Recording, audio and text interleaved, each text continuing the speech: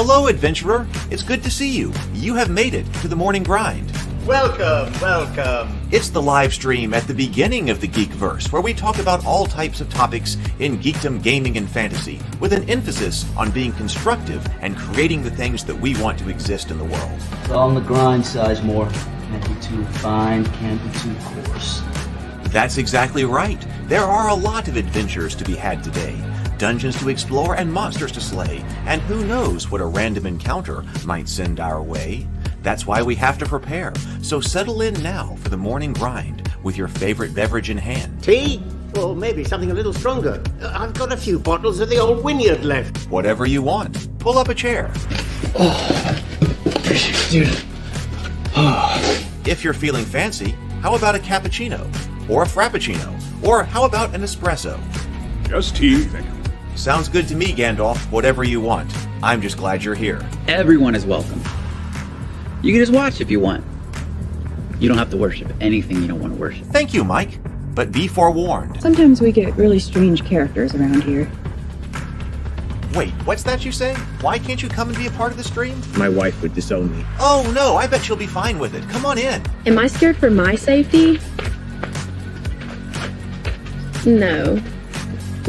What are we supposed to do? Everybody do the secret handshake.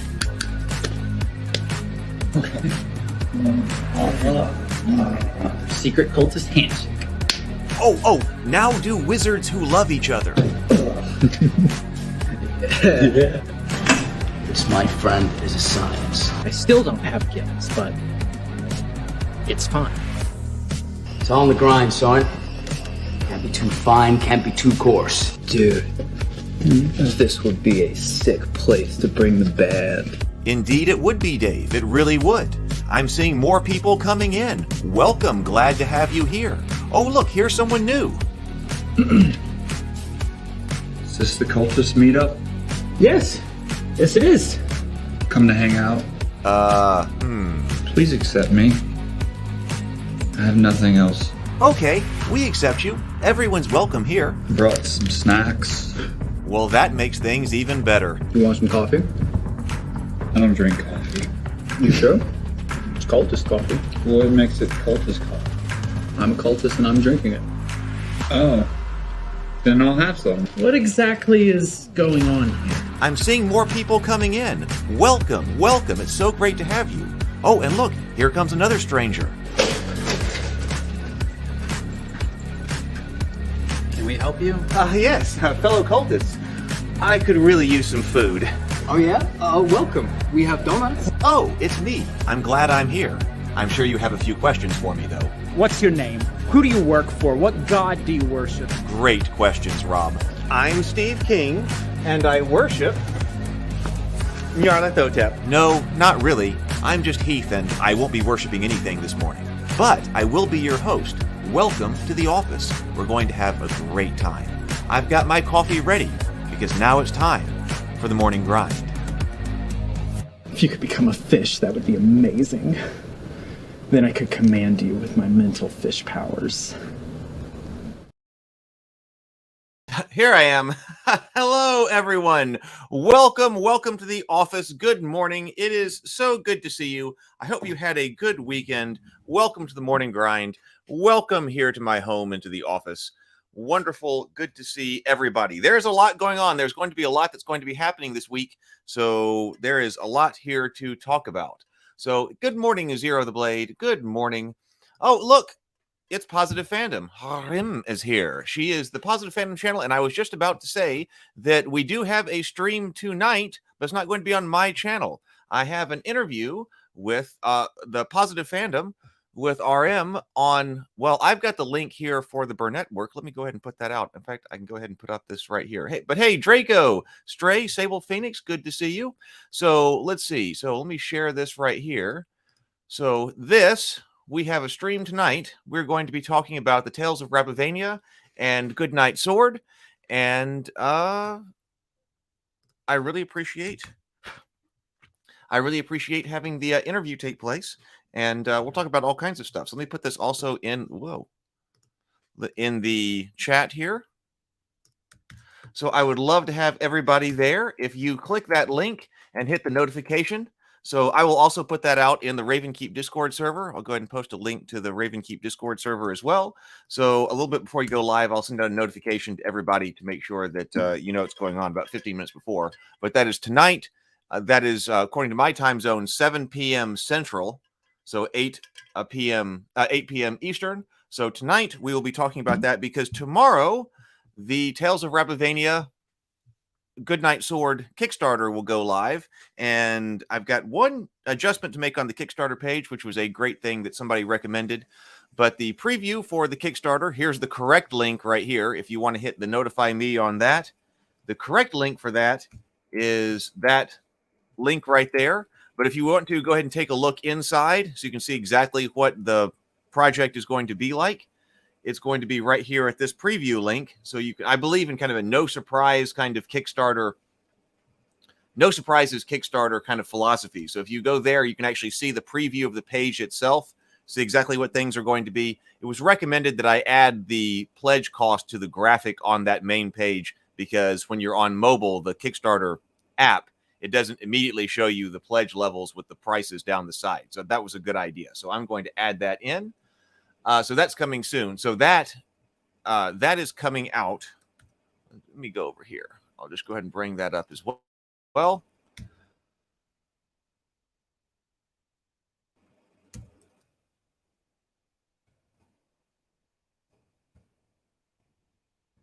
Otherwise, I am ready to run. I've got some emails. So if you go to the preview link, you'll be able to come in here and immediately see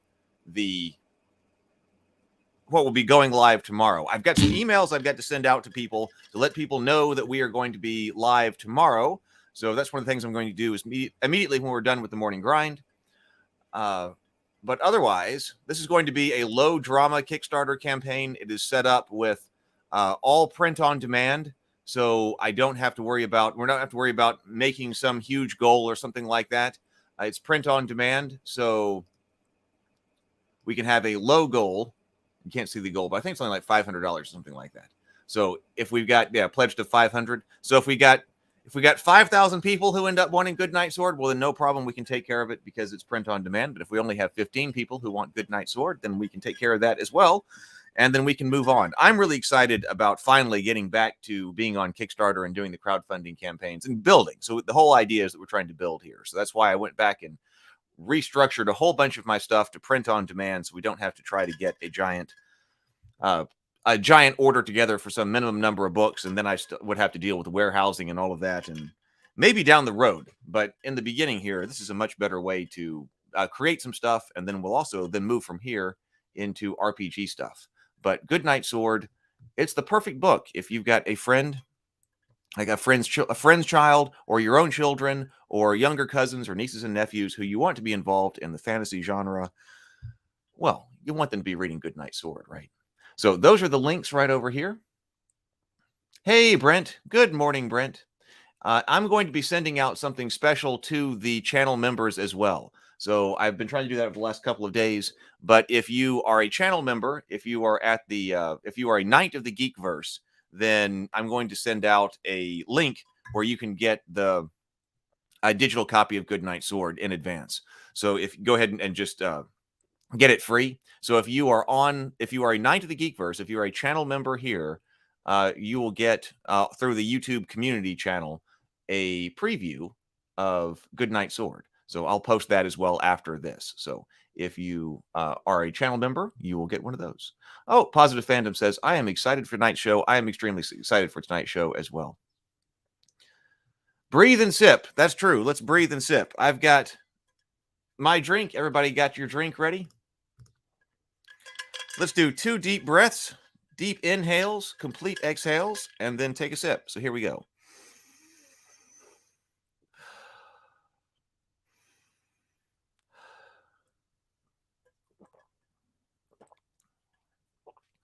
What I will probably do is launch the campaign before tomorrow's morning grind. So go ahead and be live before the morning grind goes. And then, so that way the Kickstarter will be live tomorrow morning when we get here on the morning grind. And we can check it out.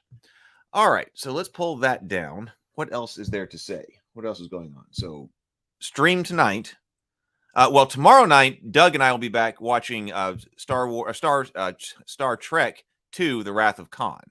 So tonight I've got the stream with Positive Fandom. Then tomorrow I've got the stream tomorrow night about The Wrath of Khan with Doug. Brianna is out of town. She is on vacation. So ordinarily Brianna would be there with us, but last night she left. What time is tonight's show? Sable Phoenix says it is 7 Central, 8 Eastern. So 7 Central. Brianna's out of town. She's on vacation. So glad of that. So it'll just be Doug and me. So we will do Star Trek, The Wrath of Khan, Star Trek 2. I'm going to try to get somebody for Thursday, but sometimes I can, sometimes I can't. And then we'll do Dinner and a Board Game this Friday as well. It'll be the first time I'm going to try playing multiple heroes. And I might try inviting somebody down for Dinner and a Board Game to play. I'd have to get the house in order to have somebody down here.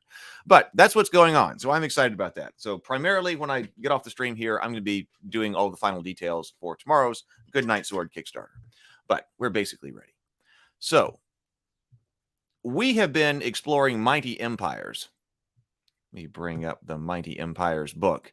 So we've been exploring Mighty Empires, and Mighty Empires is a kingdom, a realm running game, a realm management game that was done by Games Workshop. I believe it said in 1990. And I was looking at it, first of all, because I enjoy those types of games, but also I was thinking about it because we had been looking at realm management style games for role-playing games.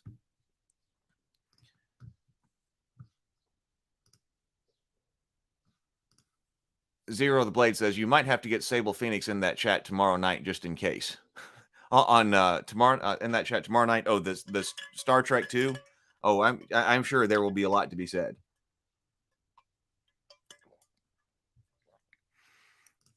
I probably will turn it on here. I need to watch Star Trek 2 again. It's been a while to watch it again while I'm working on the Kickstarter page.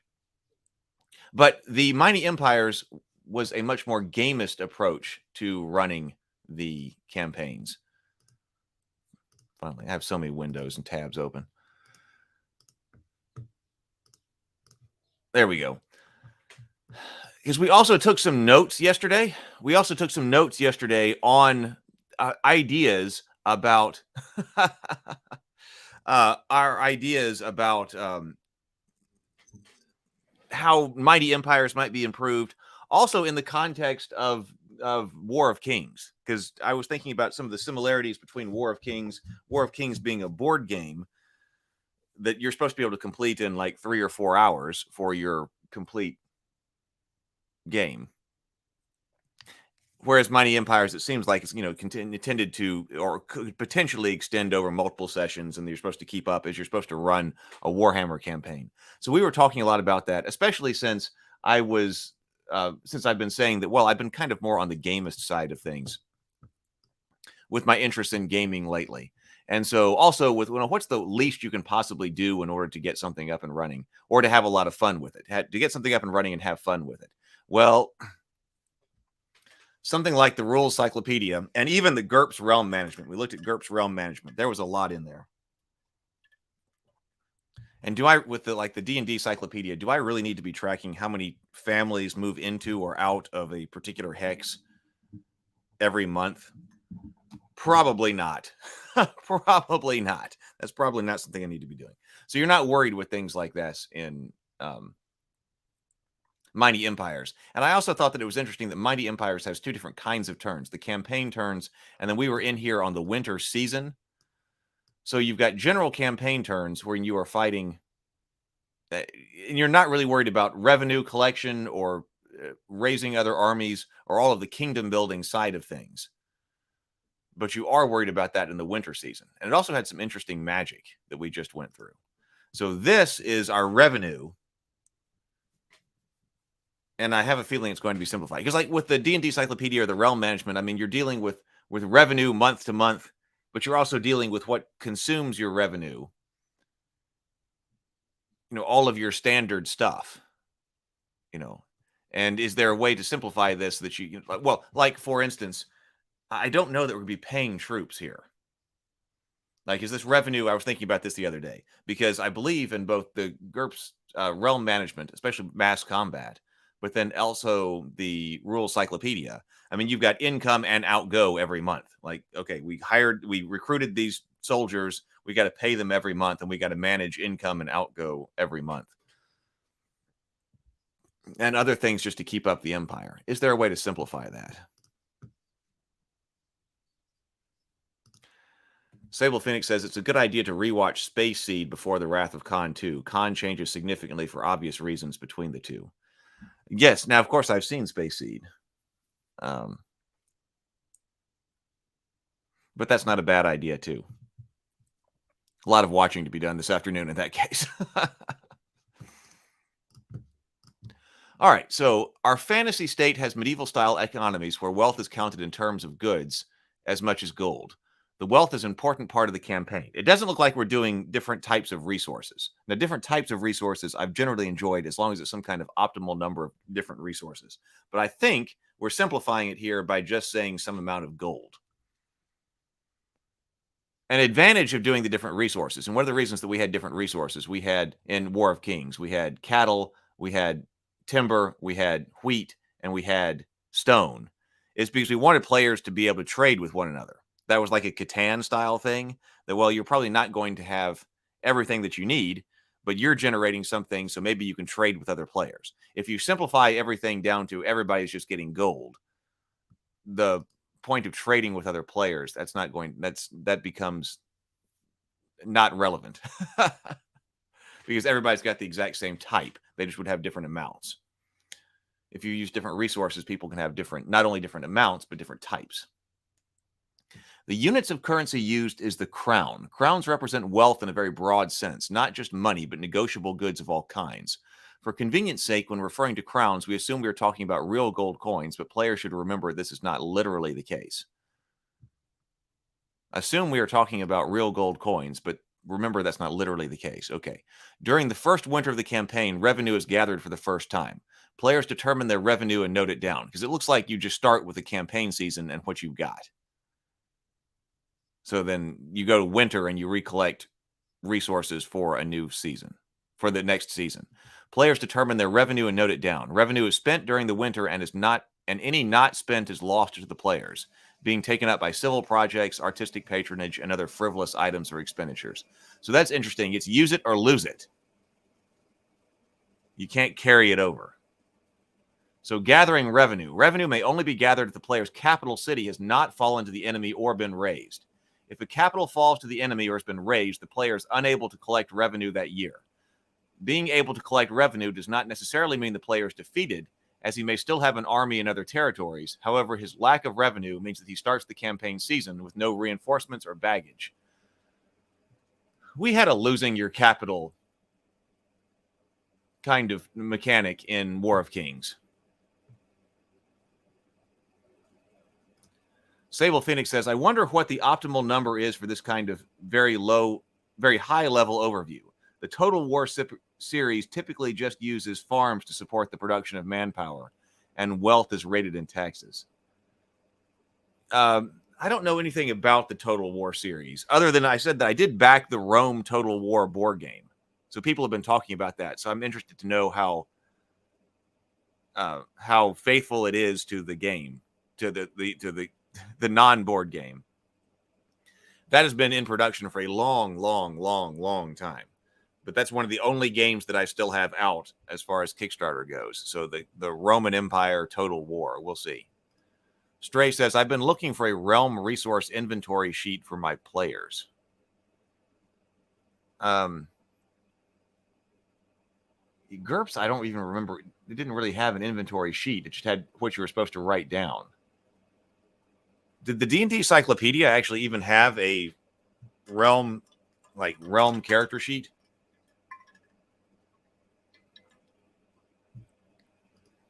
Maybe food, construction, and populace. Yeah, you could look at just populace as a particular resource.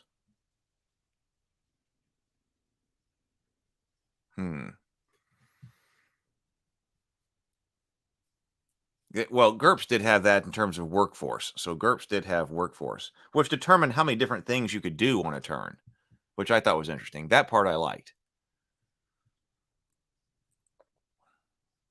The revenue value of settlements within the empire is equal to their normal subsistence value. The chart below shows the revenue value of each type of settlement. Add up the total value of all settlements to the empire. Capital city, other city, village, and fortress. 4211. For example, if an empire is a capital city, 3 other cities, 12 villages, and 3 fortresses, its revenue value is 46 plus 12 plus 3, 25. Raised settlements provide no revenue. Isolated settlements. During the course of the campaign season, empires expand outward from the capital cities. Newly conquered territory will be linked to the capital by friendly tiles. However, if the campaign progresses, the link may be broken. Interlinking tiles falling to an enemy or being raised. If a settlement can no longer draw a line to the capital via unraised friendly tiles, it's isolated. Isolated settlements are part of the empire in every respect, but they provide no revenue. Oh, you had to, in War of Kings, you had to link your settlements together by roads. So we actually did, in order to generate revenue. But if you had some other enemy army sitting on the roads, we didn't have the idea of going back to winter quarters. But if there was another enemy army on the road disconnecting, isolating some of your settlements, you didn't generate revenue.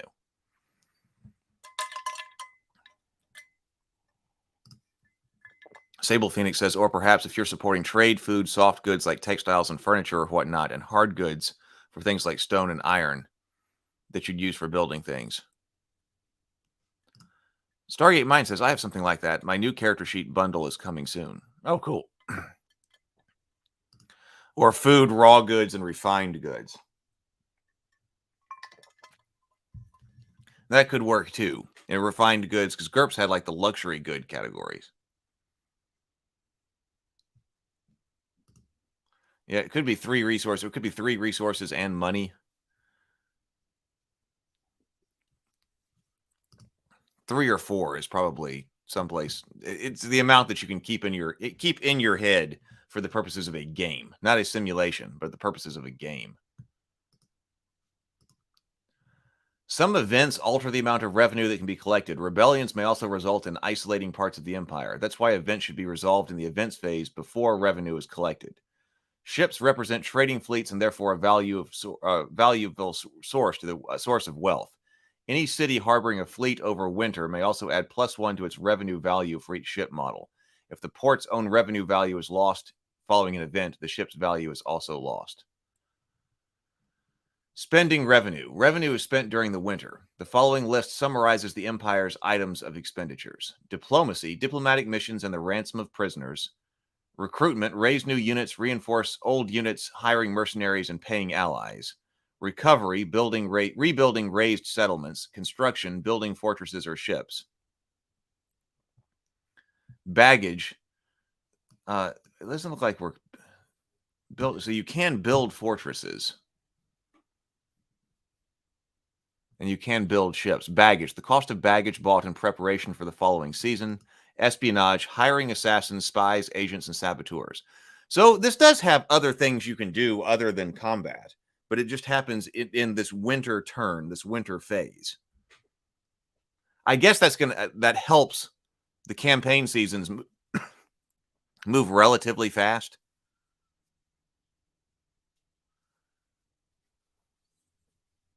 Well, relatively fast, but if you have to stop to actually play out whole games of Warhammer Fantasy Battles, it's going to move slow.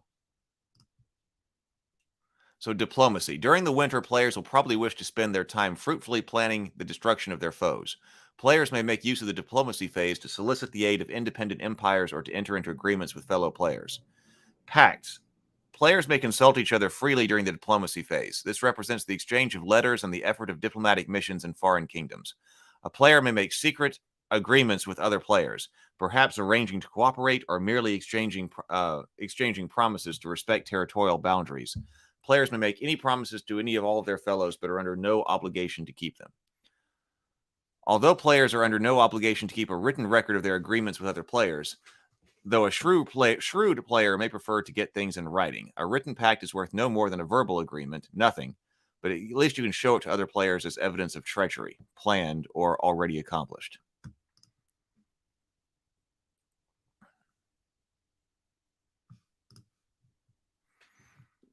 Exchange of prisoners. Oh, no. So Sable Phoenix says, depends on the type of game, too. If it's a full-on 4X game, it can have a lot of resources.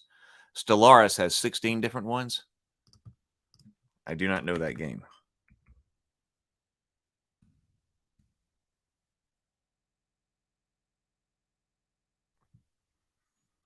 Explore, discover, and interact with a multitude of species among the stars. Is it a board game? Oh no, it's not a board game. Oh, on Steam. Grand strategy on a galactic scale. I don't know that one. Now, I have played Twilight Imperium. Twilight Imperium is a classic. Stellaris is a 4X computer game. Thank you. Prisoner exchange. Prisoners are only important if they're resolving battles. If you are resolving battles by fighting tabletop battles, players can agree to exchange any prisoners they hold. Prisoners can also be offered for ransom in return for gold crowns gathered as revenue. The agreed number of crowns are transferred from one player to the other, and the prisoner is returned. Captives are always returned without weapons and equipment, although a ransomed character may be provided with an ordinary sword or other hand weapon free of cost. Most players will find their empires border at least one independent settlement or empire. If an independent settlement or empire borders your empire, you may send a diplomatic mission. If the empire borders 2 or more empires, players intending to send a mission must declare they are doing so at the end of the campaign season. It costs the player 1 crown to send a diplomatic mission. The players may send one mission to any of the independent settlements bordering their empire.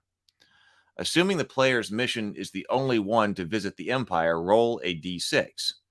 The diplomats are thrown out on 1 to 4 of the king's presence and sent back to their master bearing some terrible humiliation. Example, stark naked and dyed blue, shaven if dwarfs, obscene tattoos on forehead, shackled together in chains. Well, that's 4 to 6. On 5, the empire's ruler is reasonably impressed with the statesmanlike wielding of and diplomatic pleading of the mission. He agrees to temporary alliance. The player places his own territory counters in the independent empire, but the settlement models still carry the orange independent flags. The empire now has flags indicating that it is independent and territory markers showing its allegiance. The allied player may move his forces through the empire without being attacked. The player's banners may not subsist from the allied empire without breaking the alliance. The players may not annex tiles from the empire to his own empire without breaking the alliance. Espionage does not affect the alliance. Such acts can always be blamed on somebody else. So I was thinking about, when do you use baggage? So here's another situation where you use baggage in order to supply your armies. So if you want to move an army through an allied independent territory, you have to subsist on your baggage. You have to use your baggage. If you if you are in a siege, both the attacker and the defender have to use baggage because they can't subsist from the land there. If the territory, if you've got more banners than what can subsist, you have to have baggage. And that's what it was talking about early on, saying that it was kind of rare to get huge armies together because of logistical concerns. So if you want to have a huge army together in a single tile, you're going to have to make sure you have plenty of baggage for them to subsist. Because they can't subsist on the tile itself.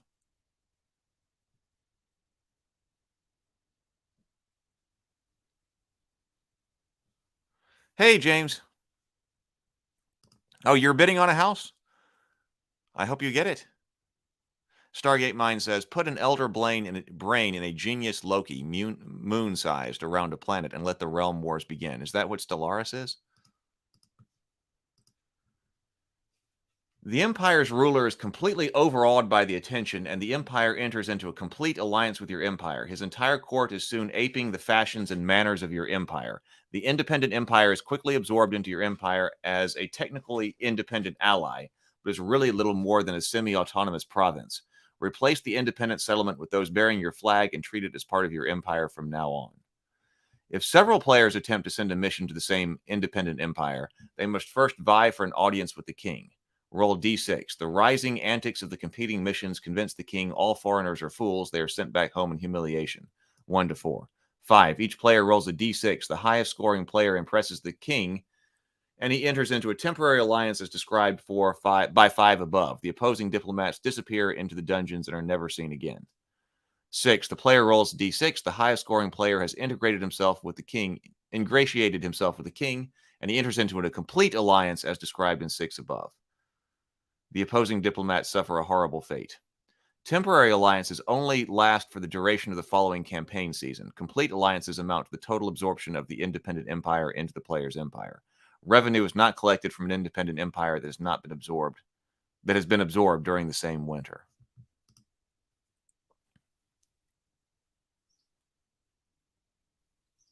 Oh, that's the affiliate in D&D? Oh. The Genius Loki is the largest D&D monster? Oh, I didn't know about that.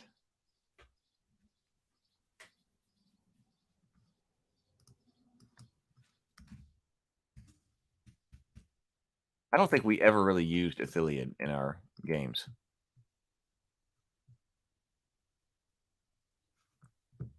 So that probably never came up.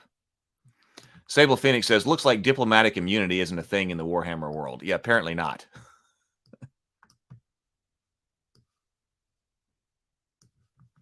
Oh, it's from Spelljammer? Oh, okay. Yeah, and I never read Spelljammer. We might get it here sometime. But yeah, if it was from Spelljammer, then I definitely had never seen it. Recruitment. Okay, so during the recruiting phase, players can spend revenue to recruit and train new troops. Crowns for points. A gold crown of revenue buys 100 points worth of troops. An empire with an income of 25 crowns therefore has potentially 2,500 points to spend over the winter. It's very unlikely that a player will want to use all of his revenue to expand his armies. There are other expenditures to eat away at the budget. And in War of Kings, I think it's important on this level of game, and we did when we were designing War of Kings. We didn't want a player to be able to just completely do nothing but build armies, because we wanted to balance the military strength of the kingdom with the economic strength of the kingdom. So you couldn't just run out ahead and do nothing but build armies. You had to make sure that your armies could be supported economically by the rest of your kingdom. So I like that aspect too, and especially in if it's not just pure war game, and it does have something to do with realm building and realm management, then I think balancing the economics of the kingdom with the military might of the kingdom is an important part of this. So players fighting tabletop battles will need to choose what troops they want to add to their armies. Players not fighting tabletop banners need only to add the point value to the total value of the army. Units are purchased from the rank and file part of the appropriate army list in Warhammer armies. When selecting new units, players are not obliged to purchase any of the compulsory troop types, but the limitations of unit size do apply. The maximum number of troop types allowed in Warhammer armies is the maximum that can be added to the army in 1 year. The maximum number of each troop type allowed in Warhammer armies is the maximum that can be added to the army in 1 year. So if the maximum number of a troop type is 20, no more than 20 may be purchased in total, including troops for new units as well as reinforcements for old units. Okay. Yeah, I do remember that. And of course, I don't remember exactly. I remember that in the version of Warhammer that I played. There was some number of units. Now, the version of Warhammer Fantasy Battles that came out right after I was playing, and I might have played it a little bit. I think I had a couple of the books, but that's when it was dividing things into common, uncommon, and rare unit types. But in the version that I played most often, I do remember, the hard limit on the number of particular types of troops in each different type of unit. Hey, good morning, Vision. Good morning. Revising old units. During the winter phase, old battle-scarred units may be reinforced or re-equipped if the player wishes. No unit may be reinforced to a larger total size than permitted in Warhammer armies.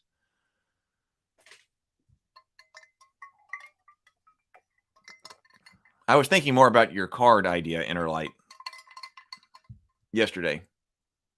I think That would be easier from a production perspective too than using card. The idea was to use cards for the different types of units that are with each banner instead of like a dashboard with miniatures. It would be easier production.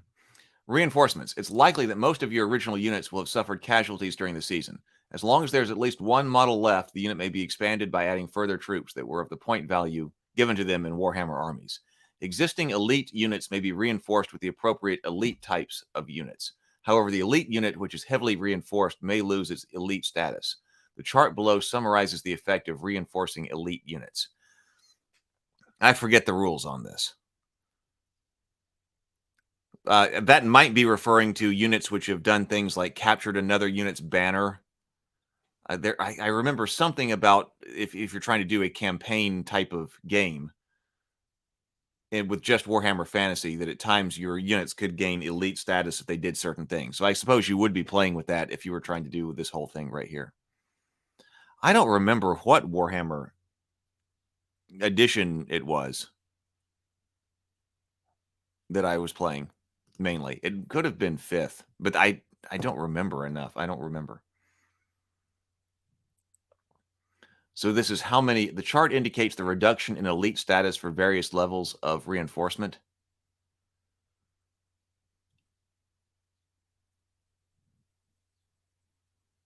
For example, if a unit of +4 elites may absorb up to 30% of its number of recruits without loss of status. If the same unit were to increase its number by 50%, it would drop to a +3 status. An elite unit which is reinforced by over 50% will lose its elite status as indicated on the chart. Okay, existing units may be bought additional equipment normally allowed for their troop type. This point cost for re-equipping is given in the Warhammer armies for that option. For example, a light unit of Noblesse DP Bretonnian Knights may be re-equipped with horse and barding and or shields if they do not already possess them. Normally, note that normal restrictions apply to the number of types of weapons which can be carried. A trooper cannot carry a crossbow and a bow, nor 2 lances or double-handed weapons. Any weapon discarded in favor of another is lost unless given in the army list as normally permitted substitution. For instance, Dark Elf crossbowmen may substitute repeating crossbows for their crossbows at 1 point each.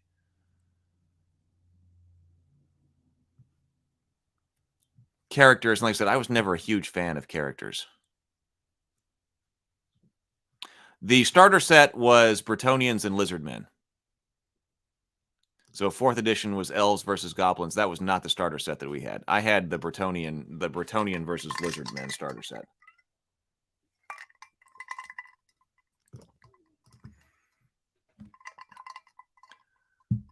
So, okay, you can also get characters in much the same way. Okay, recruiting mercenaries. Like I said, I was never a huge fan of characters, especially in retrospect, because they were, in that particular version of Warhammer, they were just overpowered. I don't mind having characters and having named commanders and things like that, but I don't want that character going through an entire unit. Entire unit, especially if you go to all the trouble to paint up an entire army unit or something like that, to have some really powerful character just decimate it or annihilate it is bad. So it was 5th edition. Okay, Bretonnian Lizardmen is 5th edition, so I wasn't too far behind.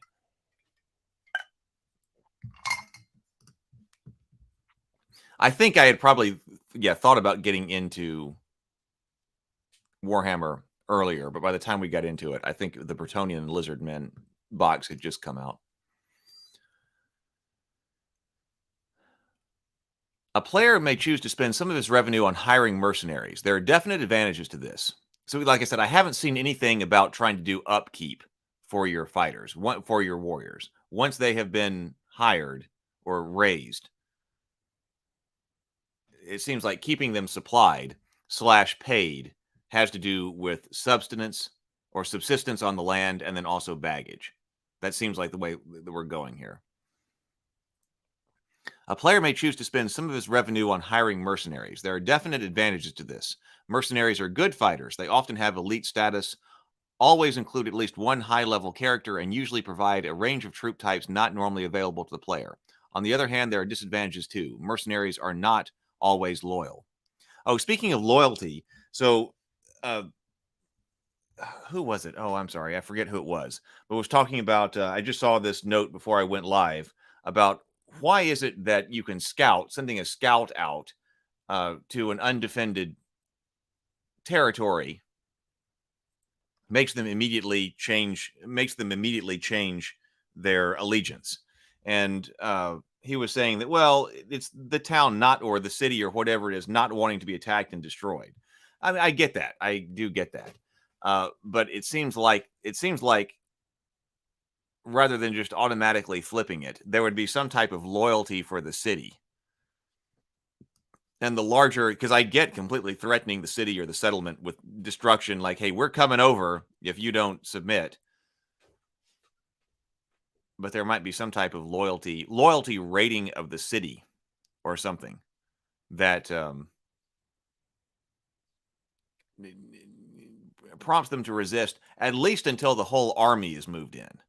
Okay, I'm going to have to move the whole army in to that territory, because the whole army could have been in another territory. I'm thinking about that. But this idea of the loyalty of the cities, especially if you incorporate the idea that just because you conquer it doesn't mean that it's yours. I was using the term culturally. That you have, it's under your political control, but it's not. It's under your political control, but it's not yours culturally. So if somebody's coming to liberate it, and you haven't left anybody there to defend it, maybe just scouting isn't enough to flip it back. A player may purchase mercenaries using the rules given in Warhammer armies. The normal point value limitations do not apply, so the player is free to hire as many mercenaries as he can afford. However, mercenaries of the same race are always organized into mercenary contingents and must have a mercenary commander, as explained in Warhammer armies. Yeah, I remember you could hire allies, and we never really did that, although it would have been fun. But then also there was the Dogs of War book, which was all about mercenaries, but that came out much later than this book. Yes, Mighty Empires does have its flaws. I'm generally impressed with it. But Mighty Empires does have its flaws. That's why I rewrote and consolidated. I did change a few things too. The point cost of a mercenary troop pays for their hire for a single season. The point cost of a mercenary troop. At the end of the season, mercenaries are removed from all armies. Players then hire fresh mercenaries for the coming season. So they don't stay with you? The origin of mercenary troops is not directly considered. They may have come from independent states or been disinherited or displaced as a result of local wars. Perhaps they arrived on the map from somewhere beyond its borders. A player who hires mercenaries may wish to invent some story to explain how they came into his service. I guess in that case, you'd only want to hire these if they're giving you some type of capability that you don't have on your army list. Because if you pay the point cost for your guys, they're going to stay with you season after season, right? But if you pay the point cost for the mercenaries, they're going to be gone next season. They're going to be gone at the end of next season. So I guess the only reason to bring them on is if they've got something that you don't have that you think you're going to need for this campaign season. Seems like they should be a little bit cheaper then, if they're not going to endure. Dogs of War was fantastic, James says. Oh, yeah. But see, I think that also makes a lot of sense. There's I want to get into War Master more because it's got like the War Master historical books and things like that. War Master seems like it would be a good idea to play with this, because one of my problems with Warhammer, and I did play a lot of Warhammer. We played a lot of Warhammer, but one of the problems with it is that it's like one of your models is supposed to be one person, right? So it's like, okay, these armies are not very large. And of course, they were expensive too, and it's only even more expensive. I would never, I couldn't get into Warhammer now. If I were to do that, I would have to do that with, with non-Games Workshop miniatures or by 3D printing miniatures. I've got armies actually that could be used for Warhammer in the workshop. I've got a bunch of, I've got an undead army that if I were going to play, I would play an undead army today. But I can't get my nephews involved. But War Master might be better, because then you can probably paint them faster and get a whole lot more on the table. And it would seem a little bit more like playing a battle of this scale. War Master has a very active community. They've revised the rules a few times unofficially. I've looked at that, but perhaps the most professionally.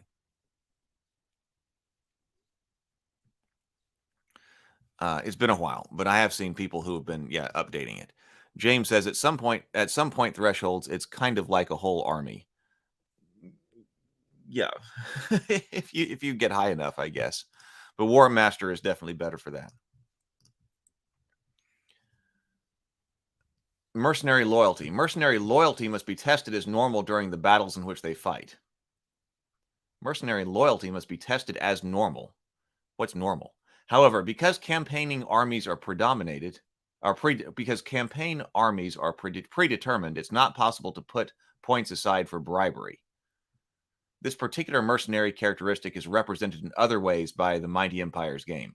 That must be some type of rule that I don't know from Warhammer, some other edition of Warhammer Fantasy. A mercenary contingent which deserts the field as a result of a loyalty test is immediately lost and plays no further part in the campaign.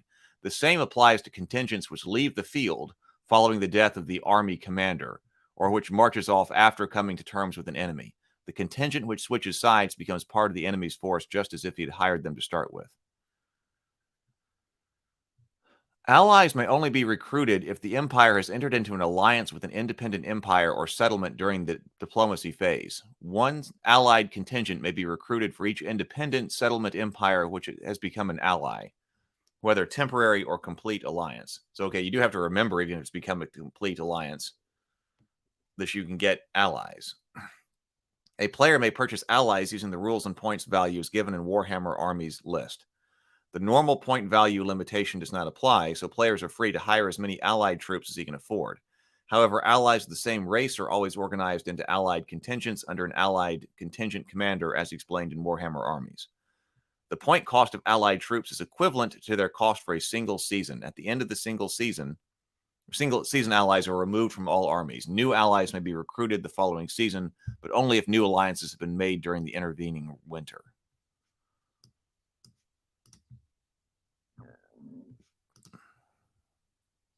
Recovery. Raised settlements.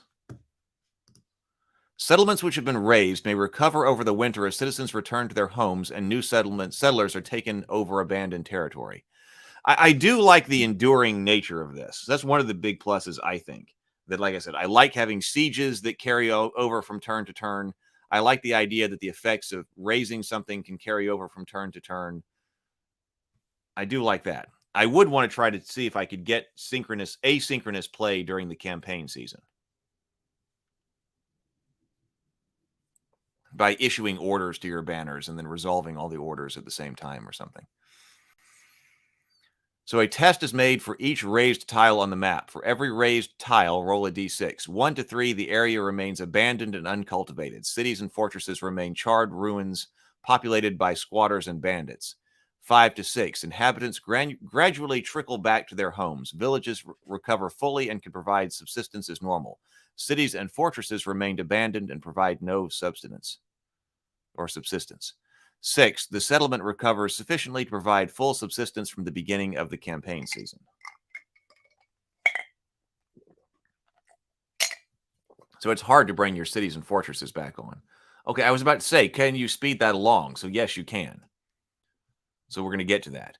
When a settlement recovers its allegiance, must be determined once more. A recovered settlement which does not border any tile already belonging to a player's empire becomes an independent settlement. If the recovered settlement borders a tile belonging to the player's empire, the settlement automatically belongs to that empire. So a recovered settlement which does not border any tile already belonging to a player's empire becomes, what if it's more than one? If the recovered tile borders more than one empire, an adjoining tile containing a city takes precedence over a fortress over a village, and a village over unoccupied territory. If claims are equal, the recovered settlement will be independent. Recovered settlements are treated exactly like other settlements. A recovered city or fortress reacquires its full defense value. A player may use part of his empire's revenue to rebuild a raised settlement which adjoins his empire, so long as it does not adjoin a rival empires as well. Okay, so this is not something you can do if it's like contested territory. Once the recovery test has been made, the player may spend revenue to rebuild settlements which have failed to recover. Each crown adds +1 to the D6 score already rolled. Okay, so you see where you are. A city which fails to recover on the D6 roll of a 2 can therefore be brought to full recovery for 4 crowns. Character recovery. Okay, construction. During the construction phase, a player may spend revenue on the construction of ships, cities, and fortresses within the boundaries of the empire.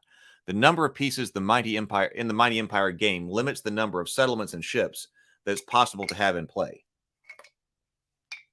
It is convenient to rule that it's only permitted to build new settlements and ships if models are available to represent them. Additional pieces may be purchased separately or provided by combining several Mighty Empires games together. Okay, so ships may only be built in cities which lie on the coast or at a river mouth and which therefore have harbors. Each city may build 1 ship model for a cost of 2 crowns. The ship is placed on the tile and is ready for use when the new season begins.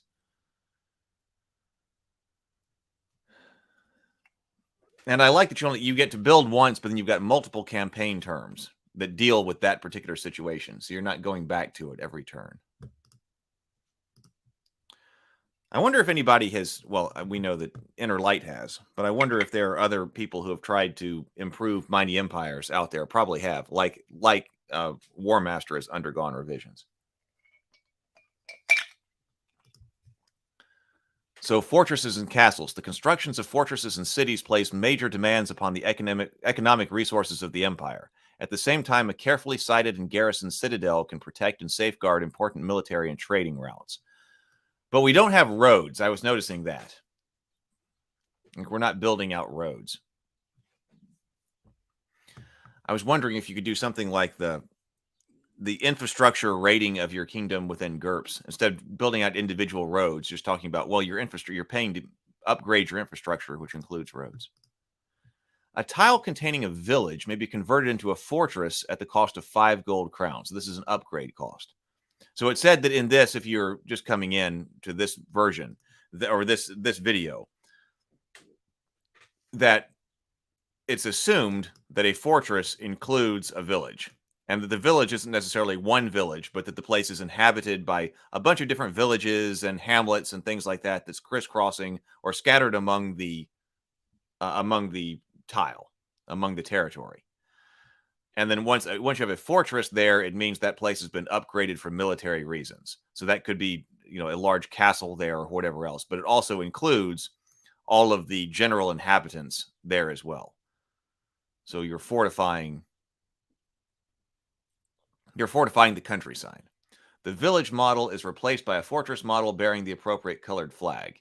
Building a fortress in a previous barren hex is a much more difficult task, involving the transportation of materials and manpower over long distances. The cost for constructing and supplying such an elaborate fortification is 10 gold crowns. Okay, because some of these are barren. There can be no greater expression of egotism and vanity of an empire's rule than having a city constructed and inevitably named after himself. Such a project involves a huge expenditure in terms of manpower and resources, and is usually regarded as an act of folly by either a glitteringly wealthy or otherwise completely lunatic king. A village may be upgraded to a city for the cost of 15 gold crowns. New cities may not be constructed in barren tiles. Okay. So we got village, but then the only difference between the village and the fortress is a military upgrade. But then the cities are next up. A maximum number of ships and fortresses which may be constructed is limited by the availability of timber. Oh, okay. So this is interesting. The maximum number of ships and fortresses which can be constructed is limited by the availability of timber. This is represented by the presence of forests in the player's empire. So suddenly it does matter what's on these tiles. Count up the number of tiles in the empire with forests marked on them. This is the maximum amount of ships or fortresses which an empire can build in the construction phase. That's kind of a lost kind of rule buried in here, because that's how it's addressing some type of additional resource. That's an interesting way to do it. You just get all revenue, but you've got some limit to the number of something you can build because of timber. So there's just one. I was wondering how we buy baggage. During the baggage phase, players may purchase baggage points. The first campaign season of the game, baggage points are determined by the roll of 2d6. The following seasons, players must decide for themselves how much baggage they want or can afford. 1 point of baggage costs 1 gold crown. Players decide how many baggage they want and pay the appropriate amount of crowns. Note down the amount of baggage purchased in preparation for the deployment phase.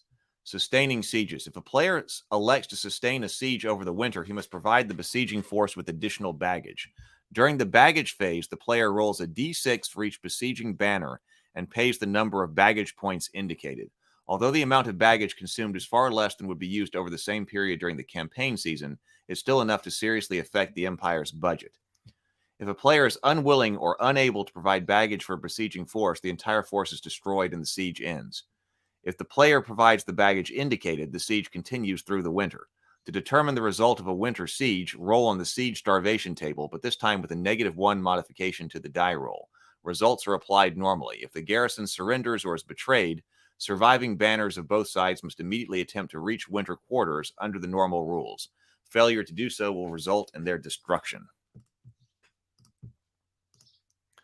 Deployment. Over the winter, troops allocated to existing banners are pooled and the entire army reorganized. It also really made you come back home to your core realm. It seems like you should be able to send troops to winter quarters, even if you have cities or things like that that are outside of your core realm. That could be a reason to conquer something that is out, on the fringe or closer to your enemy. So that way you can get them to, you can pre-stage your forces through the winter or put them out in an advanced state. Over the winter, troops allocated to existing banners are pooled and the entire army reorganized. Those playing without fighting tabletop battles may redistribute the points into their banners as already described. Players selecting Warhammer forces may form new and old units into new banners. The player prepares his new force lists to accommodate his army for the coming season. Once banners are properly organized, they are positioned in settlements within the player's empire. Oh, okay. So banners, they've got to make the winter march to their, I guess this answers that kind of question.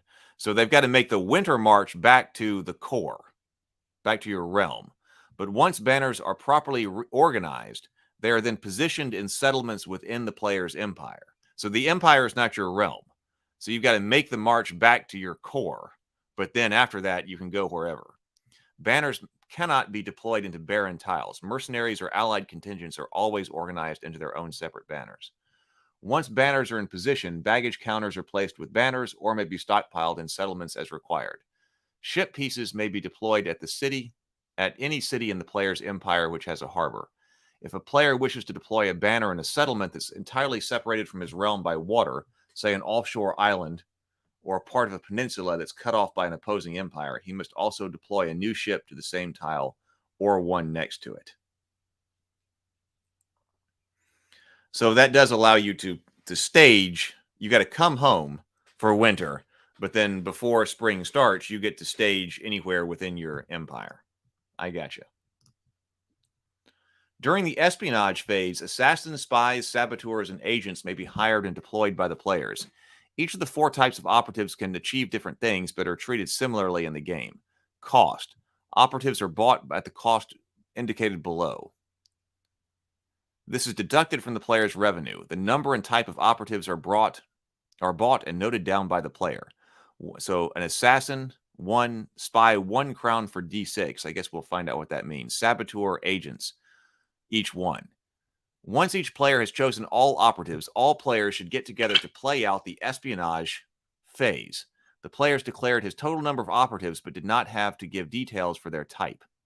The player with the most operative takes an assassin, spy, saboteur, or agent counter and places the counter face up next to the map tile. The player with the next highest number of counters places one of his operatives and so on. Each player placing a counter in turn. Counters continue to be placed until there are none left. A player may place several counters in the same tile, or may place counters together with those with other players. Specific rules affecting the placement of operatives are given below. So you're actually placing them, you're face down on a map tile. So I guess it's going to do something in that map tile. The result of espionage are worked out once the counters are in place. The players randomly determine the order between themselves. The first player resolves the actions of one of his operatives. Then the next player resolves the action of one of his, and so on. Once an operative's actions have been resolved, the counter is discarded. Continue until all counters are removed. So assassin counters may either be placed on a tile which contains an enemy banner. Assassin counters may also be placed on a capital tile, irrespective of any banners that are present. Determine the result of an assassination attempt. Roll D6. If an assassin has been placed on the enemy capital city, which has no banner in it, skip the stage and go to the following chart.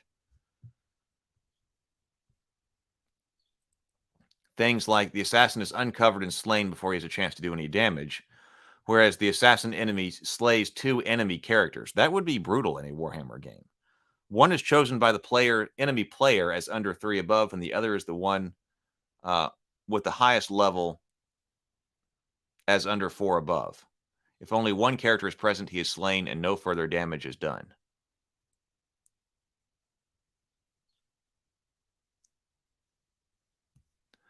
If an assassin is placed in a capital tile where there's no enemy force in it, roll on this chart.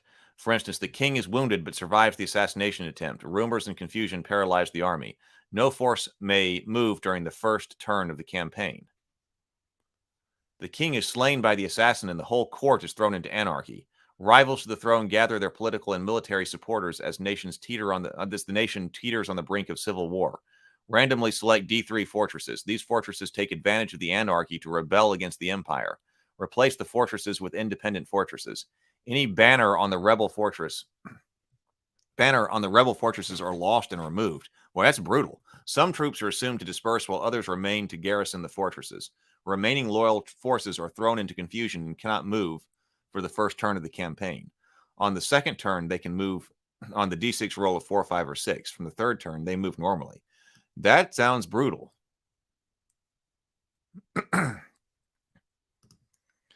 Spies. Spies may be placed in any tile containing an enemy banner. Roll a D6 and consult the following chart. So, something bad is your spy provides exhaustive details of the force's composition. The enemy player must provide the details of the entire force, and force is every banner in a tile, including the point values of each banner and the complete detail of troops where those apply. This is most easily accomplished by allowing the spying player to see the relevant bits of the force sheet. The spy discovers details of other operatives.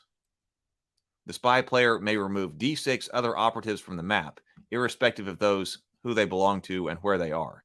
If there are no operatives left to remove, tough luck. The informant arrives too late to be of value. So that gets rid of other informants. Sabotage. The saboteur may be placed on any tile containing an enemy settlement.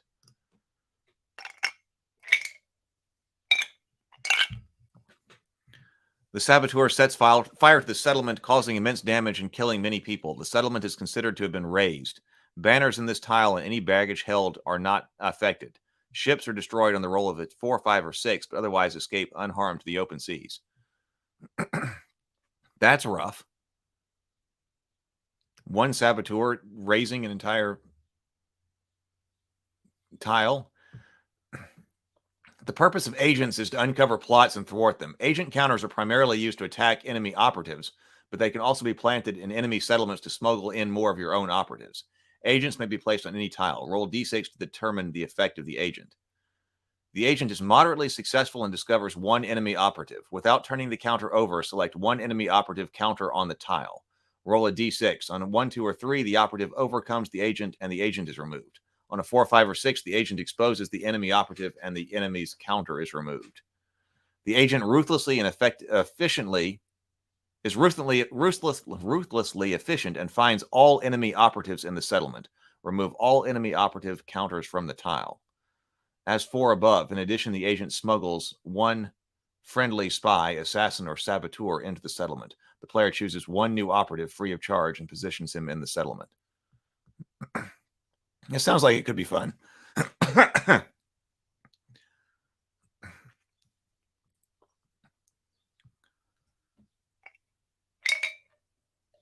Now we've got tabletop battles. I guess how to organize this. Inner Light says, again, you have the narrative showing up pretty strongly in Warhammer. Individuals outside of player control have massive transformative ability. It definitely sounds like it. Hey, wait a minute. We were supposed to look at dragons. So we didn't look at how the dragons. I must have skipped by it accidentally.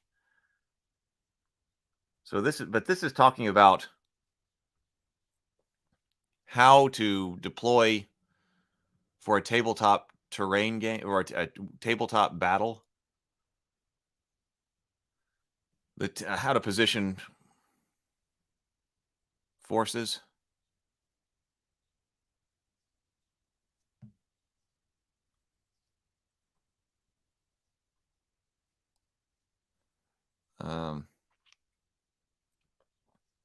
How to integrate those, it looks like. I don't think we need to go through all of that. The campaign world. Undead. Oh, so variations for different races. So undead do not require subsistence, and any baggage they acquire is automatically destroyed. An undead banner cannot suffer depletion from substance shortfall, but may suffer depletion due to magical instability instead. The physical existence of undead is precarious, as they are affected by a form of instability that gradually destroys their animating magic. An undead banner chosen from Warhammer armies must always include one lich, necromancer, or vampire. If it does not, it's immediately destroyed. Each undead banner tests in the subsistence phase to see if it's affected by magical instability. On the D6 score of 6, the banner is affected and suffers depletion exactly as for a normal subsistence shortfall. If a tile is occupied by more than one banner, the magic drain on the environment is stronger, and so the chance of suffering loss is greater. If 2 banners occupy the same tile, either will suffer depletion on the result of 5 or 6. On 3, 4, 5, or 6. So you have to deal with this, but you don't have to deal with general supply. If a tile is occupied by more than 3 banners, each suffers depletion automatically. Dwarves are more likely to find a route through mountains than other races. When making a route to cross mountains, a force of dwarves adds +1 to the scouting roll. Dwarven settlements in a mountain tile will include numerous tunnels and caverns cut into the rock. This enables the dwarves to withstand the most persistent siege. In the situation, defending dwarf casualties sustained as a result from an assault are always halved. Dwarves are also very proud, loyal, and persistent. No dwarf settlement of any kind, any location, can be betrayed as the result of starvation roll, unless it includes mercenary or allied banners. No dwarf settlement will surrender as a result of starvation unless the opposing besiegers are also dwarves.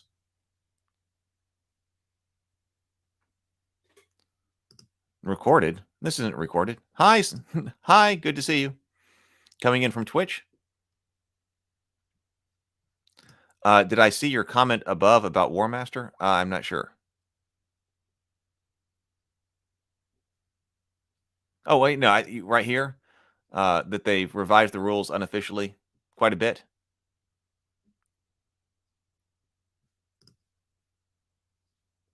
I think I saw that. High Elves, what do they do?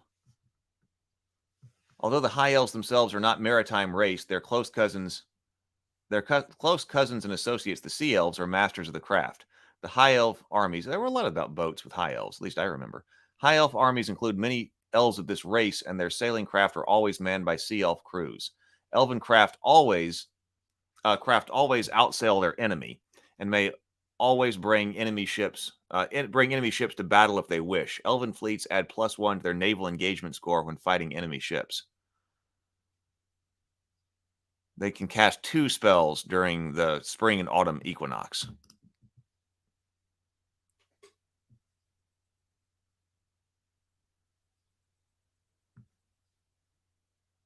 Oh, no, I don't see another one. For War Master. I wonder if it's for some reason it didn't get brought over here into the other.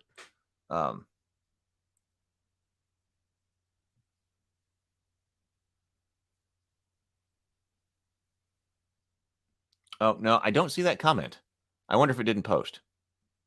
Post it again, because I don't see another comment.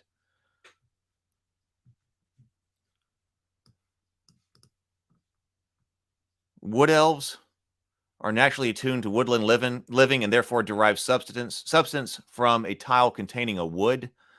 An otherwise unsettled wood tile provides 1 subsistence for the point of wood elves. That's cool.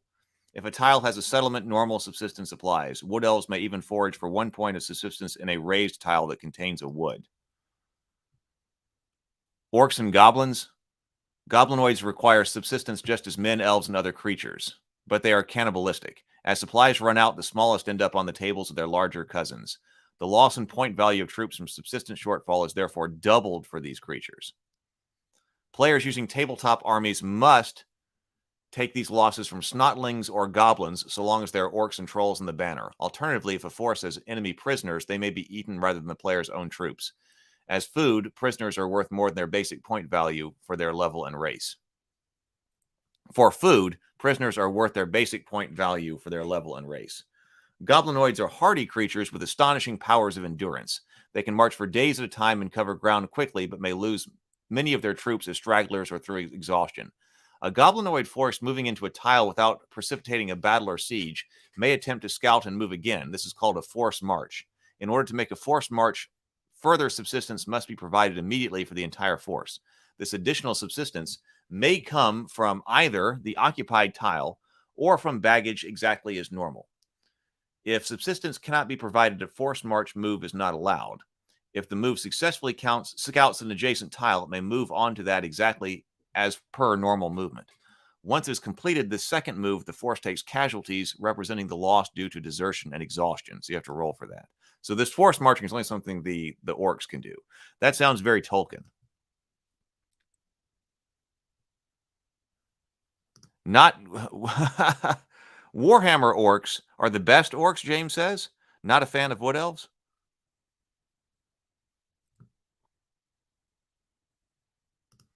The Warhammer orcs, I like Tolkien kind of orcs. Let's see. Skaven. Let's see. Skaven may subsist by foraging in the normal way within their own realm. The capital and its 6 surrounding tiles represent a major base of operations, such as the fabled city of Skaven Blight. Skaven cannot subsist on other tiles unless it contains a settlement which has been raised.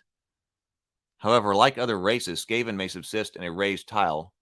However, unlike other races, Skaven may subsist in a raised tile, drawing 1 subsistence point in the same way as other races subsist from a village. Note that regardless of the type of raised settlement, 1 subsistence points can be drawn. So they've got to tear up things. A Skaven player will be forced to raise any settlement he captures in order to survive. This will yield baggage in the normal way, as well as allowing Skaven to subsist in the raised tile.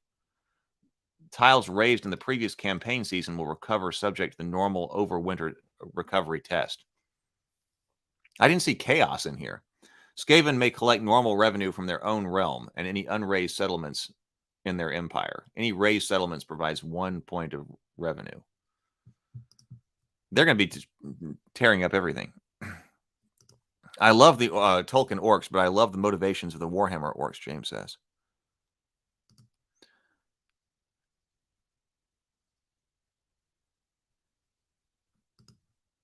You reposted.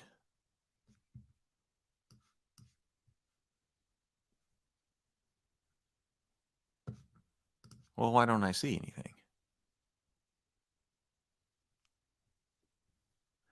I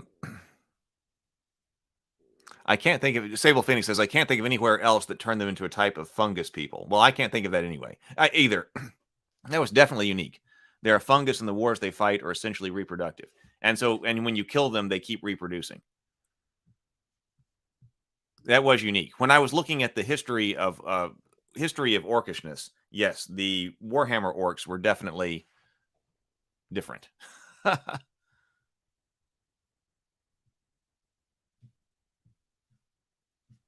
Why don't I see this other comment from you, Innerlight?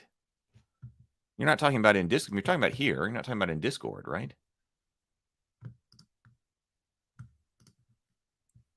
Does anybody else see this comment from Innerlight? I don't know. This thing's weird. Okay, place names. Elven place names, personal names, campaign chronicle.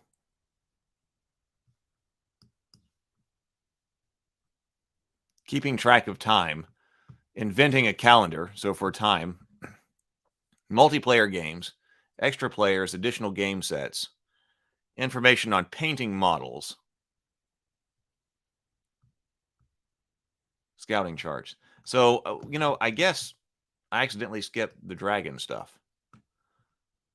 So there was something about winter events. Sometimes the dragon rage. So sometimes the dragon comes by. This was one of the winter events that can occur.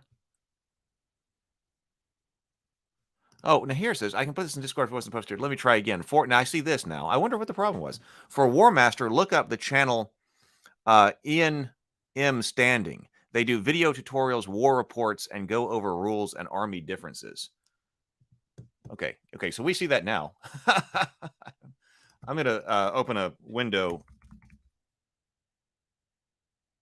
and bring that up on YouTube.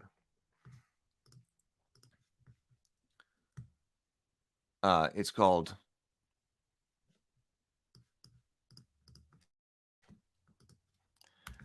we never had friends that got in. I mean, I had the War Master book. In fact, I got the War Master book sitting over there. But I would be interested in its updates, its unofficial updates.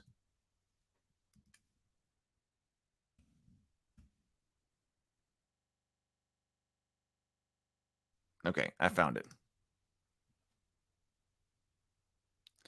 I had the word YouTube and other messages. That may have been why it didn't post. Maybe.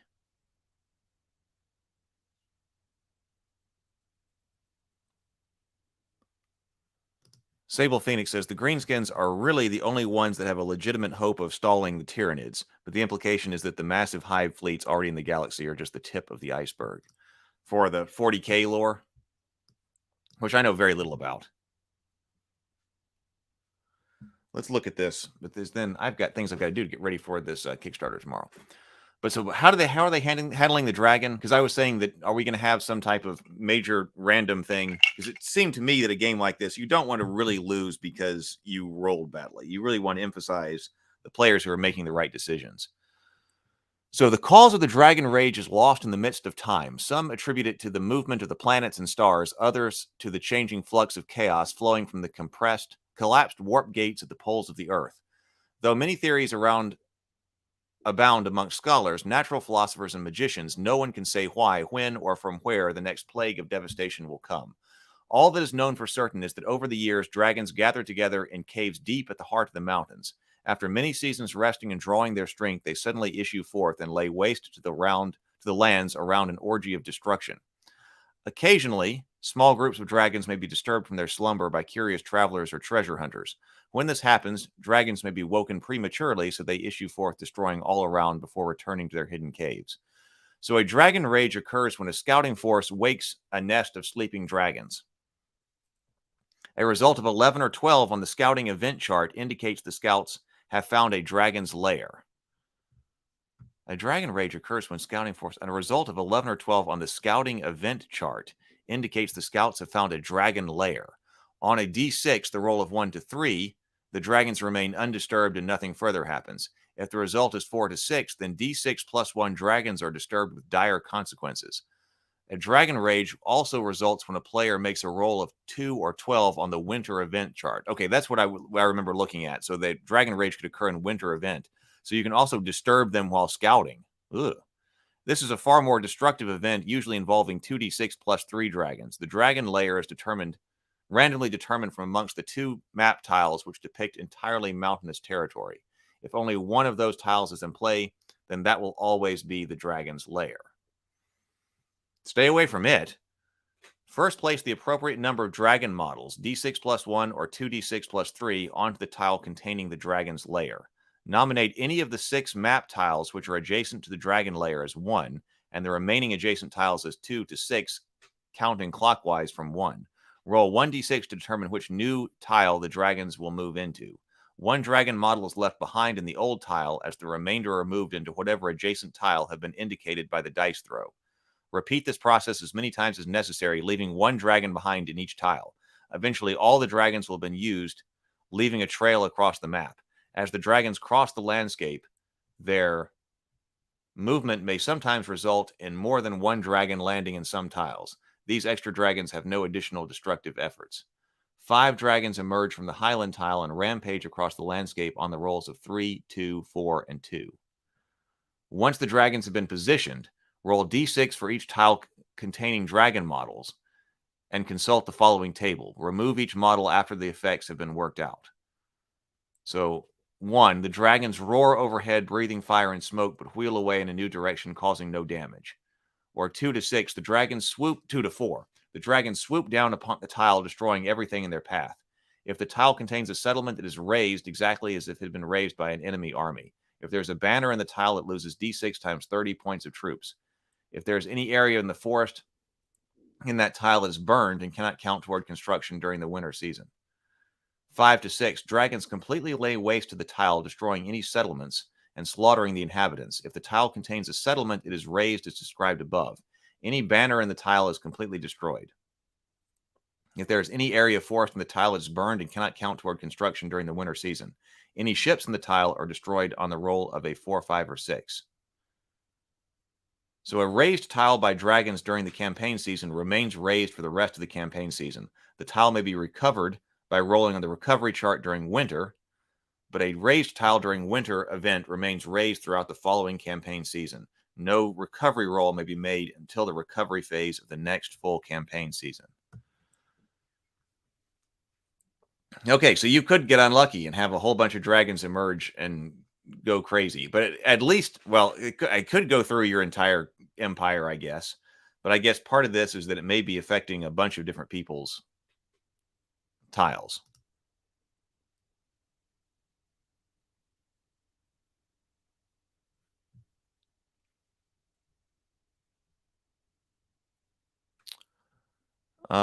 Let's see. I have a whole Warhammer army around here somewhere. I like the orcs and all, but dwarves have my heart. I had a friend who had a dwarf army.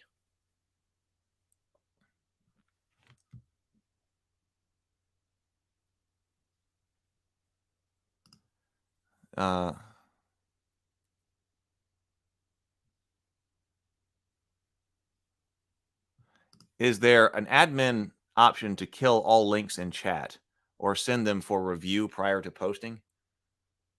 Don't know. You know, lately we have seen a lot. I was thinking about this. Lately we have seen a lot less just general spam in the chat. It seemed like there used to be fairly regularly, like the porn bot in the chat, and we used to have to integrate the porn bot into the show by taking an extra sip when the porn bot showed up. But I haven't seen that in a while. It sounded like they were just a natural disaster, because it didn't sound like, because it says that remove each model after the effects has been worked out. So it doesn't seem like you fight the dragons. So you lay out all of these dragons to determine where they are rampaging. But then I guess they fly back to the mountains after they have rampaged. Because they don't stay out there. It's not like, it doesn't seem like their dragons are conquering, or they're not conquering and keeping. Hey, PH. Good to see you. Innerlight says, I think these rules must have been developed before 4th edition. In 4th edition and later, dragons were relatively rare. Most of them died in the first Chaos invasion. Warhammer Editions timeline. Oh, Google tells me. Oh, whoa, this is late. No. This is Warhammer 40,000. Well, okay, I was like, oh my God, that's a lot. That didn't line up.